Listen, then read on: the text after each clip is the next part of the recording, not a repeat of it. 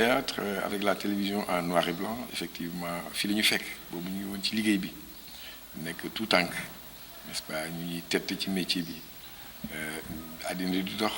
ba télé couleur yi ñëw effectivement ñu ànd ak moom donc ba tey jii dañuy sant yàlla bi ñu ànd ak génération bi nga xam ne ñoom ñoo fi nekkoon n'est-ce pas dundal mais également suuxat théâtre populaire ci ginnaaw gi ñun comme ndaw lañu bëgg a ànd ak jamono ñu def formation de 5 années formation académique à l'école nationale des arts entre les mains de feu Mamadou Diop feu Ndiégène yàlla na suuf sedd seen kaw ñu am aussi encadrement ku mel ni Jean-Pierre Lers n'est-ce pas ak ñu mel ni Moustapha Mbaye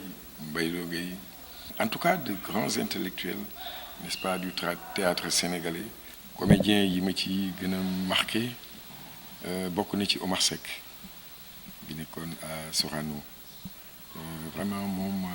mën naa ne référence la ci théâtre sénégalais et africain en général Jacqueline Lemoine également marqué na ma suñu yaay jooju aussi yàlla na suuf sedd ci kawam n'est-ce pas mu nekkoon vraiment une comédienne enfin une bête de la scène comme Omar Seck ñooñu c'est des références qui ont montré quand même que le théâtre est un métier noble et qui pouvait se faire avec beaucoup de talent. Il n'y a pas une bonne politique culturelle en direction du théâtre tout simplement parce que xam nga acteurs yi ñoom li ñu mën mooy former wu wala ñu entreprendre des initiatives mais bu ñu leen accompagner wul donc dañu am ay limites n'est-ce pas pour mieux vulgariser le théâtre xam nga fii booy xool théâtre benn niveau bi pour ne pas dire le théâtre professionnel mën naa ne Sorano la yem mais également il y a des initiatives qui sont louables avec le théâtre populaire notamment ak Arcoste bi vraiment ñuy saluer aussi effort yi ñuy def ak volonté bi ñu am ngir dundal le théâtre n'est-ce pas loolu mën naa ne am na ay freins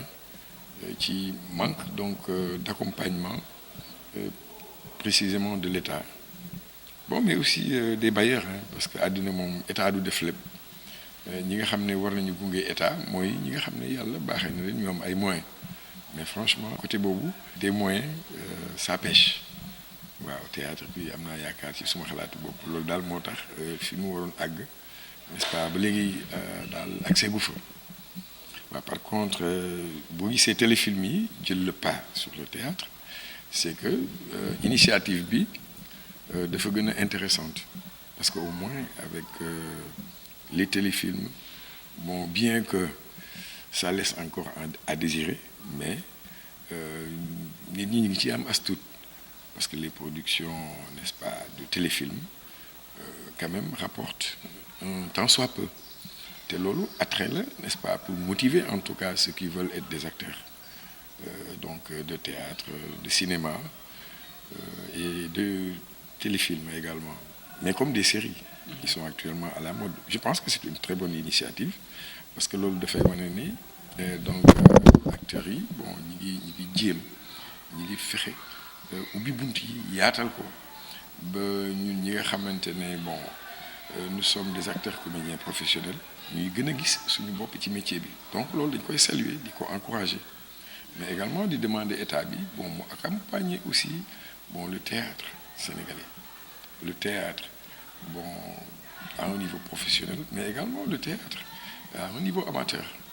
parce que l'art la culture c'est un tout ñëpp dañ ci gis seen bopp autant ñi def formation académique mais autant aussi ceux qu'on peut appeler entre guillemets les ouvriers de la scène qui ont aussi des choses à montrer des choses à prouver non mais avec des limites ça moi je ne te le cache pas ce sont les productions étrangères en général n'est-ce pas dans lesquelles on est mieux rémunéré ça je pense que nëbbu amu ci parce que ni réew yi toll rek maanaam noonu la n'est-ce pas donc rémunération bi donc di méngool waaw fii nag Sénégal xam nañ ne c'est un pays